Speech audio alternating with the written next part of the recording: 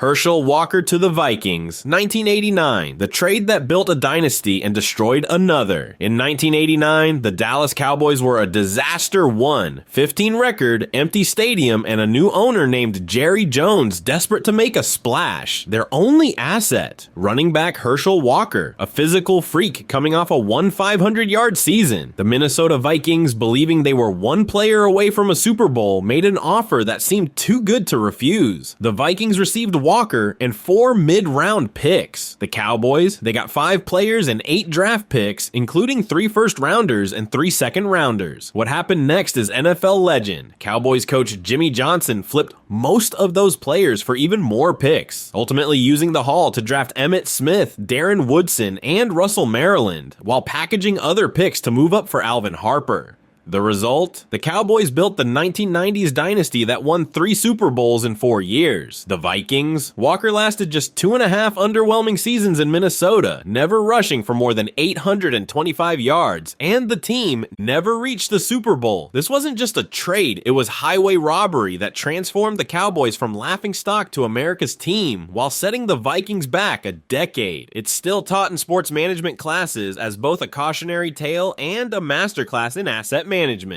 Brett Favre to the Packers, 1992.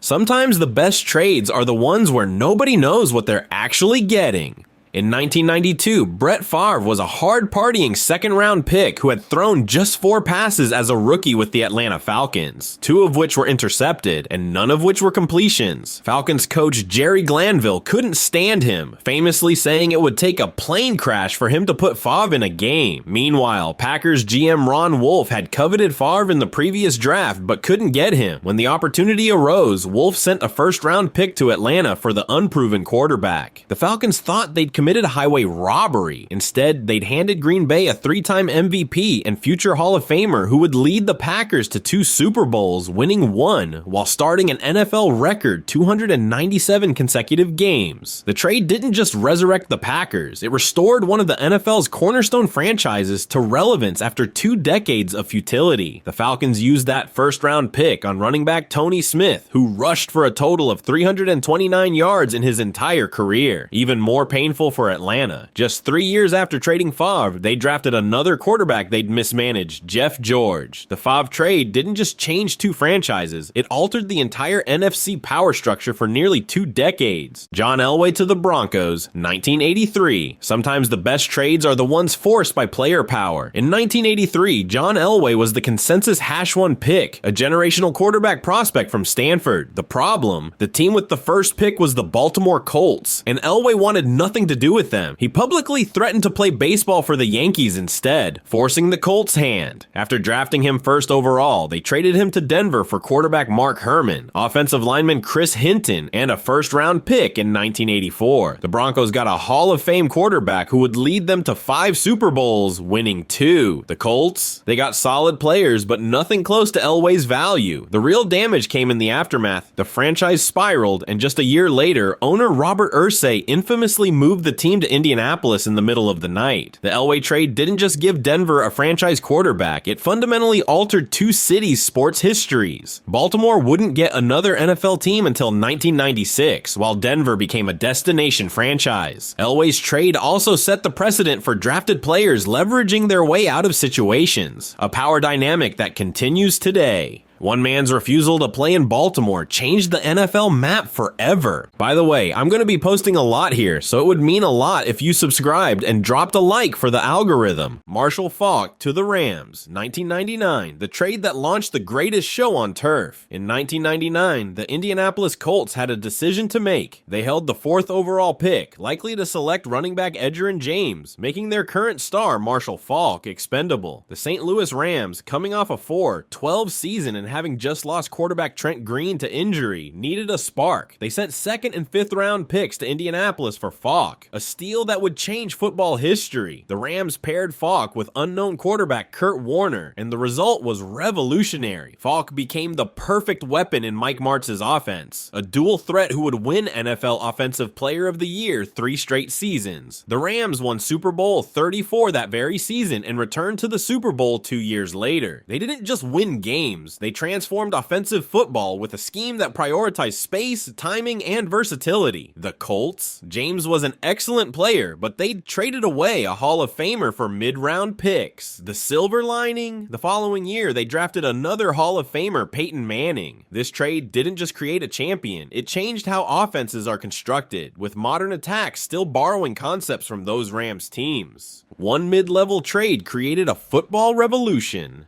Tyreek Hill to the Dolphins, 2022. Sometimes the most impactful trades are the most recent ones. In 2022, the Kansas City Chiefs faced a dilemma: pay Tyreek Hill a market-setting contract or trade him. They chose the latter, sending the fastest player in football to Miami for 5 draft picks, including first and second rounders. The conventional wisdom: the Chiefs would regress without their big play threat, while the Dolphins would finally have the weapon to determine if Tua Tagovailoa was their franchise quarterback. What actually happened? Both teams won. The Chiefs restructured their offense around Travis Kelce and a diverse receiving core, winning back-to-back Super Bowls. The Dolphins unlocked Tua's potential, with Hill posting the first 2 0-0-0-yard receiving season in NFL history and transforming Miami into an offensive juggernaut. This trade didn't just reshape 2 franchises, it changed how teams value wide receivers. The Chiefs proved you can win without paying top dollar at the position, while the Dolphins showed that an elite receiver can elevate an entire offense. The ripple effects continue today, with teams like the Vikings, Eagles, and Bengals facing similar decisions with their star receivers. One trade created 2 different models for success, both valid, both changing how teams build around quarterbacks. Steve Young to the 49 ERs, 1987, the trade that created a quarterback dynasty. In 1987, Steve Young was a failed first overall pick in the USFL who had struggled in limited action with the Tampa Bay Buccaneers. The 49 ERs, meanwhile, had Joe Montana in his prime, but were always thinking ahead. They sent second and fourth round picks to Tampa Bay for Young, a backup plan that seemed unnecessary at the time. What happened next was unprecedented. Young sat behind Montana for 4 seasons, learning from the best while playing sparingly. When Montana went down with an elbow injury, Young stepped in and never looked back, eventually winning 2 MVP awards and a Super Bowl while making 7 Pro Bowls. The 49 ERs transitioned seamlessly from one Hall of Fame quarterback to another, maintaining their dynasty through the early 1990s. The Buccaneers, they used those picks on forgettable players and continued their streak of 14 straight losing seasons. This trade didn't just extend San Francisco's dynasty, it created the blueprint for quarterback succession that teams still try to follow today. The Packers did it with Favre to Rodgers, and the Chiefs are attempting it with Mahomes after Smith. One team's throwaway backup became another team's bridge to sustained excellence, all for the price of mid-round picks. Jerome Bettis to the Steelers, 1996. Sometimes a player just needs the right system.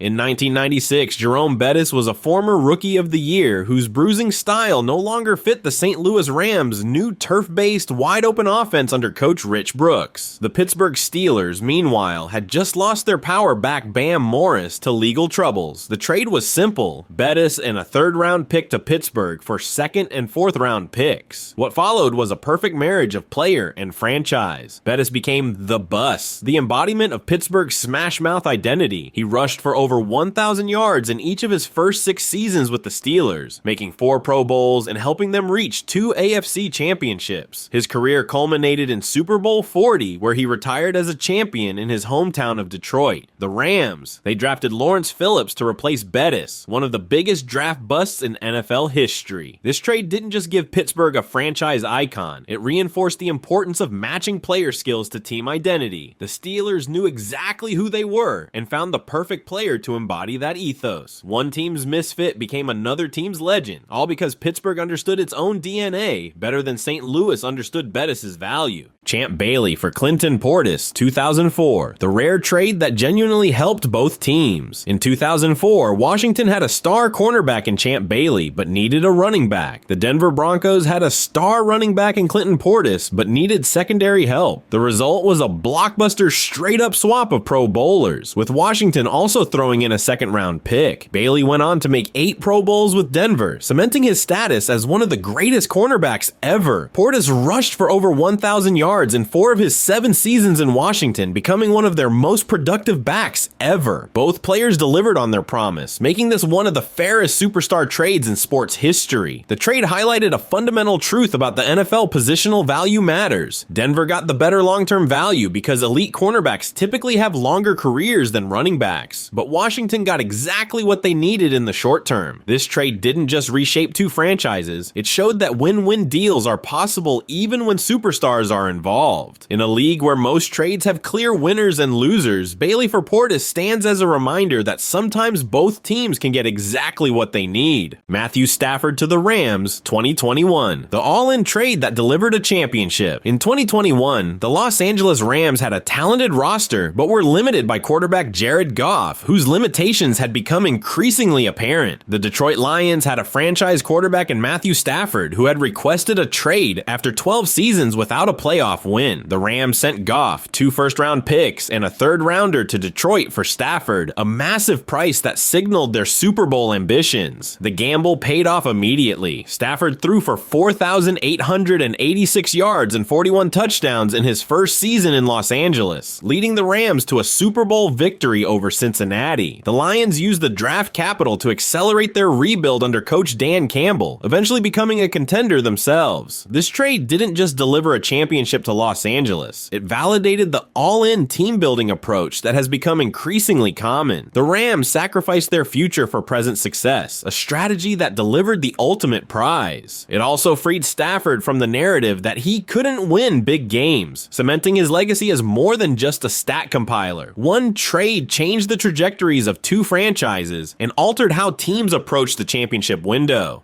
What these trades teach us is that value isn't just about what you give up or what you get. It's about timing, system fit, and understanding your franchise's identity. The Steelers knew Bettis fit their DNA. The 49 ERs saw Young's potential when no one else did. The Rams recognized that Stafford was the final piece to their Super Bowl puzzle. In a league designed for parity, these trades created dynasties, ended droughts, and sometimes changed how football itself is played. They remind us that in the NFL, one phone call can separate decades of success from years of regret. The next franchise-altering trade could happen any day, changing the league's power structure in ways we can't yet imagine. If you enjoyed this, I'm going to be posting a lot here, so it would mean a lot if you subscribed. Thanks for watching.